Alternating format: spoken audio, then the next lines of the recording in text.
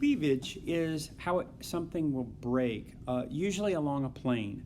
So if you were to take a salt crystal and you break a salt crystal, let's say if you have a big hunk of salt.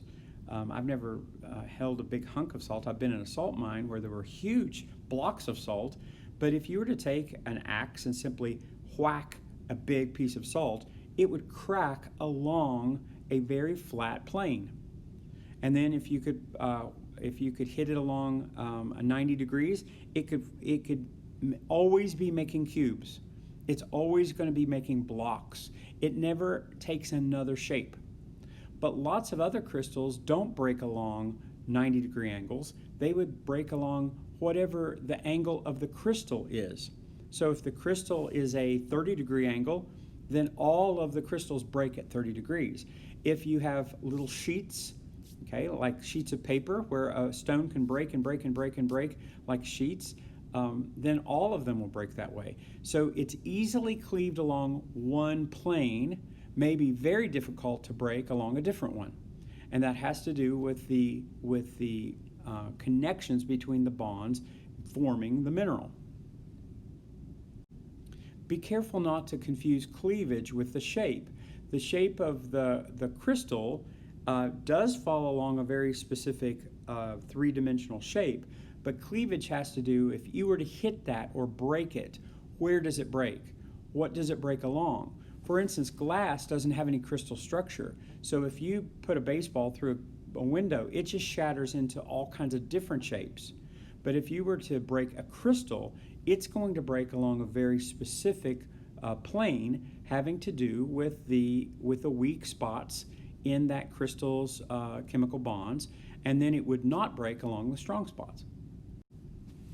The name of this mineral is mica, and it forms very little thin plates. In fact, you could, a long time ago, they would even make windows out of this.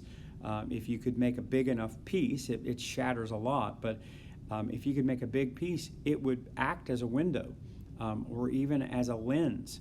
And so you can simply take your pocket knife and pop one plane at a time off because you have weak bonds between them.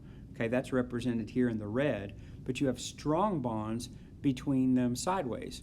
So the strong bonds hold on and the weak bonds pop, and so they will fall apart in layers in this case. So here's where we come into these shapes. The shape of the mineral is the one in the drawing. So some of these angles are nice and simple, like 90-degree angles. Okay, so they will break into 90-degree angles. But if the mineral doesn't grow in 90-degree angles, so that there's no weak spot there, let's say they grow in like C, where you have 120 between those two planes, then the cleavage in two directions is not at 90-degree angles. Okay, so you can't make a cube out of some minerals because they wouldn't cut that way. All right, some of them are in 90-degree angles in 3 dimensions. Okay, others have no 90-degree angles at all. So you could have like parallelograms of sorts, and then lots and lots of minerals are even in beautiful, bizarre 3-dimensional prisms. So in the case of this double pyramid, this is an amethyst that grows in a pyramid touching a pyramid. So it's in 8 sides with no 90-degree angles. Okay, so thinking of breaking it the way you would want to break it doesn't work. You have to break it along the line that it breaks at. So if you were to be so fortunate as to have the skill to cut a diamond, and someone would trust you to cut a very expensive diamond, first of all, you'd be paid a fortune to do it because so very few people could do it. But if you had the skill and the nerve to cut a diamond, you certainly wouldn't cut it any way you wanted it to. You know exactly how it's going to break, and you would hit it with your blade at exactly the angle that you know it's going to break at, so that you're breaking it along the weak points and not the strong points. Okay, that way you don't ruin it. You simply cut it exactly the way you want. And so gem cutters really have to know. Now, I don't know very much of this. I certainly don't know it by memory, but a gem cutter would. A gem cutter would know exactly what he's with and exactly in what direction that you would cut it in order to get a gemstone out of a piece of raw material.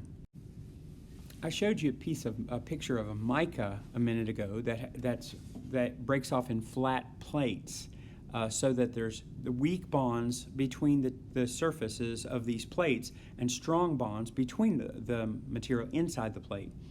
If you were to have different chemical bonds that are roughly equal and you were to break it, it's not going to choose one over the other. It might break in both, and you're going to get what is called not cleavage. Cleavage usually breaks along a plane. Fracture is when it doesn't look like it's broken beautifully. It's all rough. Okay? So irregular fracture would be uneven, where everything is kind of, it doesn't make a perfect edge. It's roughly an edge, but it's all broken. That would be a fracture. A type of fracture that glass will do will form curved broken surfaces. So one of the things that you would know, for instance, if you ever broke your windshield, is that it breaks off in scoopy glass scoops, and that's called conchoidal fractures, which are smooth, curved broken surfaces. And then some, like the minute I showed you the asbestos, breaks off in fibers or splinters or little pencils, depending upon where everything would shatter. It shatters along maybe several different types of planes all at once, and that's because these bonds have roughly equal strengths. So here's an example of a irregular fracture where there's no flat plane. You might have roughly a side, but it's in and out, wobbly, because it is all breaking all these bonds are kind of the same strength, and so when it breaks, it kind of finds any place to break.